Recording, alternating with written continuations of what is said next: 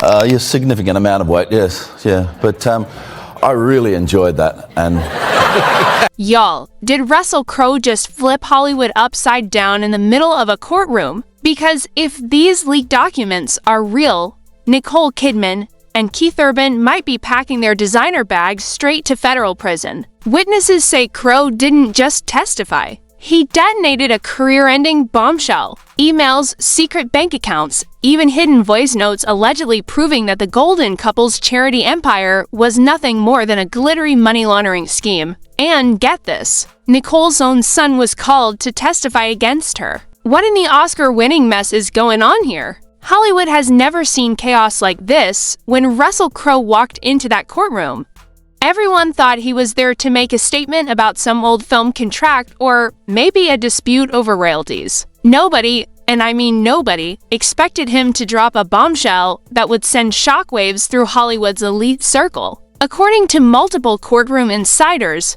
Russell stood before the judge, adjusted his tie, and calmly said, "Your Honor, it's time the world knows what really goes on behind those charity galas." And that was it. The room went silent. The cameras froze, and within minutes, whispers about Nicole Kidman and Keith Urban's hidden financial empire started spreading like wildfire. Apparently, Crowe wasn't bluffing. He brought evidence, real evidence, including a stack of emails, digital transfers, and what sources claim were audio recordings of Nicole herself discussing how to rebrand their image after allegedly funneling money through multiple shell charities. Imagine the world's most perfect couple, the one that posed in front of cameras smiling like royalty, now being accused of laundering cash behind the scenes. The hypocrisy alone could light up Los Angeles. And Russell, of all people, became the unlikely whistleblower who tore down the facade. Let's rewind for a second. Nicole Kidman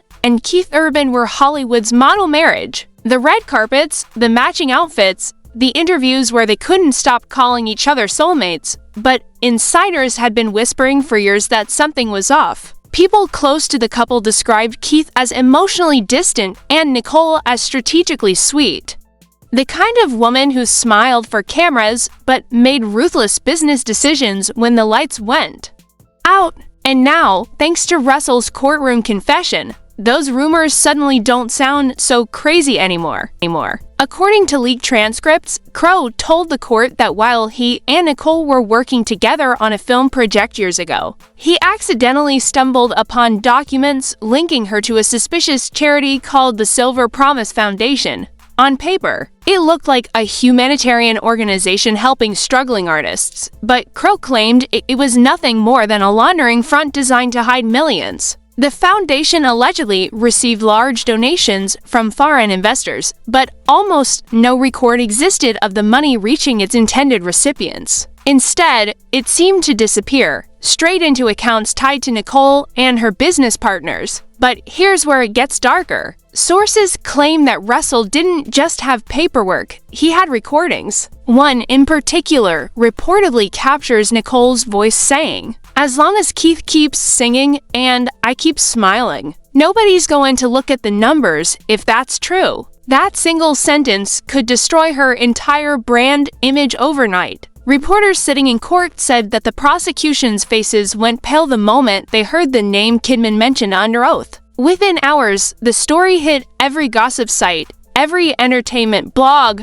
every news feed. Hashtag Nicolese post started trending, and the world turned on its golden couple. Keith Urban, meanwhile, didn't handle it well. According to sources close to the musician, he completely lost it when he realized his family's name was being dragged into a federal case. Insiders claim he locked himself in his Nashville studio for 3 days, ignored calls from his manager, and refused to comment publicly. But his silence spoke volumes. The media started asking why Keith hadn't come forward to defend his wife if she was truly innocent. Was he scared? Complicit? Or simply too broken to fight anymore? And then came the twist nobody saw coming. Russell revealed that some of the money allegedly funneled through Nicole's fake charities was used to fund Keith's personal projects, luxury tours, exclusive parties, and even a secret property in Australia registered under a different name. The prosecution was stunned. Suddenly, this wasn't just about Nicole Kidman's vanity charities. This was a full-blown family operation. A celebrity couple turned into a financial crime duo right before the world's eyes.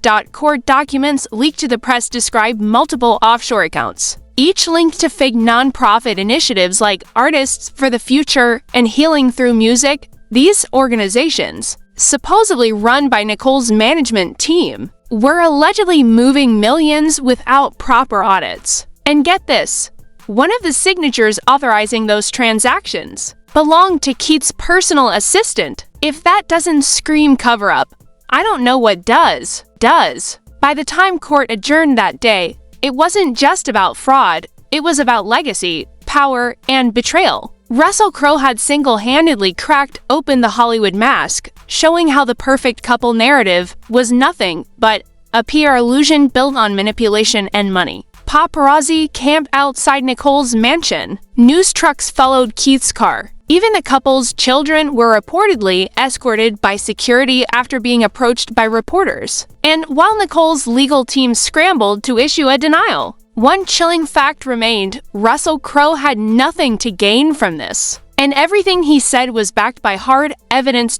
As the first day of the trial ended, the courtroom atmosphere was electric. Some people called Russell a hero, others called him a traitor. But one thing was clear: Hollywood's picture-perfect dream couple was facing its darkest nightmare. And little did anyone know, the next hearing would drag in someone even closer to home: Keith and Nicole's own son. The next morning, the courthouse was packed, reporters, fans, even former co-stars who wanted to witness what had become the most scandalous celebrity trial of the decade. Cameras flashed as Russell Crowe walked in again, holding a folder that tabloids were already calling the Australia Files. He didn't speak to the press, didn't make eye contact, just kept walking with that calm, stone-faced expression that said everything. He knew something nobody else did. Inside the courtroom, the tension was unbearable. Nicole Kidman sat quietly beside her lawyers, wearing oversized sunglasses like she was hiding from the world. Keith Urban wasn't with her. He was reportedly seen driving aimlessly through Los Angeles the night before, blasting old country songs with no destination in mind. And honestly, who could blame him? His wife was being accused of running a fraudulent empire. His name was being dragged through financial scandals. And now, the man they both called a friend was testifying against them. Russell began his statement by saying, "This isn't personal, it's justice," and that one line, that single, cold sentence, sent chills through the courtroom. He then revealed the most shocking part yet. According to his findings, Nicole's team had been using shell corporations to move millions from one fake foundation to another. It wasn't just about greed. It was about power, maintaining their celebrity influence while keeping their hands clean. Russell claimed that these funds were even used to buy silence from key witnesses, including former employees who threatened to go public years ago. One of those former employees, who went by the alias Vera, appeared via video testimony. Her voice shook as she said, "I was told to shred anything with the name Healing Through Music on it. They said if anyone asks, tell them it was a failed pilot project." The courtroom gasped. That failed pilot project had reportedly received over $5 million in donations, and nobody knew where the money went. The prosecution then played a clip from an audio file recovered from Nicole's assistant's laptop. In it, a woman's voice, allegedly Nicole's, could be heard saying, "Just move the money under Keith's name. It's safer there." The defense immediately objected, calling the recording unverified and manipulated. But the damage was already done. You could hear the whispers in the courtroom, the journalist scribbling like mad. And somewhere in the back, a woman fainted, probably overwhelmed by the sheer absurdity of watching one of Hollywood's most respected actresses being accused of financial crimes like a Wall Street villain. Social media exploded within minutes. Hashtag KeithKnows started trending, followed by hashtag NicoleGate and hashtag CroweLeaks. The memes were ruthless. One showed Nicole holding an Oscar with the caption, "Best Performance in Money Laundering." Another had Keith sitting in his tour bus, surrounded by dollar bills with the words, "When your wife's charity turns out to be your tour sponsor," the internet wasn't holding back. But behind the sarcasm and laughter, there was a darker undertone. People were beginning to genuinely question how much of Hollywood's philanthropy was actually real. Even the mainstream media jumped in. CNN ran the headline "Kidman's Empire under federal review," while tabloids like Daily Mail went straight for the drama. From red carpets to courtrooms, Nicole's fall from grace within hours. Sponsors started backing out of her projects. A major luxury brand she was the face of announced they were reevaluating their partnership. Production on her upcoming series was quietly paused. For someone once hailed as the Queen of Grace, the fall was brutal. Meanwhile, Keith Urban was reportedly spiraling. A source close to him told gossip reporters that he was devastated and felt like his entire life had been a lie. He trusted Nicole with everything, the insider said. Now, he doesn't even know what's true anymore. His bandmates revealed that he canceled several studio sessions and refused to perform. One night, paparazzi caught him leaving a downtown bar, visibly shaken, mumbling something about not going down with her. That clip went viral instantly, minus 20 million views in 24 hours, and the world interpreted it as his unofficial separation statement. But the chaos didn't stop there. The court received a new submission, a set of encrypted bank records allegedly connecting the Silver Promise Foundation to accounts belonging to Keith and Nicole's son, Connor. Russell's team claimed the funds had been transferred under the guise of college investments, if proven true. That would mean their child had unknowingly become part of an international laundering scheme. It was a plot twist so dark, so absurd, it felt like something straight out of a Hollywood thriller, except this time the actors were the real deal. As the day went on, Nicole's lawyer tried to dismiss Russell's testimony, painting him as a jealous former friend seeking publicity, but that argument didn't stick. Russell had already released a public statement through his attorney. "This isn't revenge. This is redemption." Those words echoed across every news channel that night. Commentators debated whether he was doing the right thing or simply enjoying the chaos. But whatever his motives, one thing was undeniable: the truth, or at least his version of it, was tearing apart one of Hollywood's most powerful families. When the session finally ended, Nicole walked out without saying a word. Her face was pale, her hands trembling. The cameras flashed relentlessly, and though she kept her head down, witnesses said they could see tears under her sunglasses. For the first time in years, the actress known for her poise looked completely broken. And somewhere in the shadows, Russell Crowe just watched, not smugly, not angrily, but with a look that said, "I told you it would come to this." By the time the sun set that evening, the internet had already crowned Russell the Hollywood truth teller. But for Nicole and Keith, the nightmare was only beginning. Because what came next wasn't about celebrity anymore. It was about survival. The third day of court was pure cinematic chaos, except this time, no one was acting. News vans lined the streets, drones hovered over the courthouse, and inside, reporters whispered like school kids before detention. Everyone knew something major was about to drop. And sure enough, Russell Crowe walked in holding a small black USB drive, the kind that could ruin careers, destroy marriages, and rewrite Hollywood history. When the judge called for evidence presentation, Russell's lawyer stood up and calmly said, "Your Honor, this drive contains communications between Miss Kidman and international account managers dated as recently as last year. You could feel the air leave the room." Nicole's lawyer tried to object, but the judge allowed it. Within seconds, the projector flickered on, showing screenshots of what appeared to be encrypted emails, all signed off under aliases that investigators traced back to Nicole's private assistant. One of the emails read, "Transfer from the Healing Through Music Fund has been authorized. Ensure media silence by Thursday. Keith must not find out." Another message, allegedly from Nicole herself, was shorter and colder. "If Russell opens his mouth, I'll bury him. He knows too much." That line, "he knows too much," spread through the courtroom like wildfire. Nicole's lawyer demanded that the messages be dismissed as fabricated nonsense, but forensic experts confirmed that the metadata aligned with her personal devices. The room erupted into chaos. Cameras clicked. People gasped. Even the judge had to call for order twice, within hours. The news hit every outlet from TMZ to the New York Times. The narrative shifted from Russell versus Nicole to the fall of Hollywood's untouchables. Hashtags like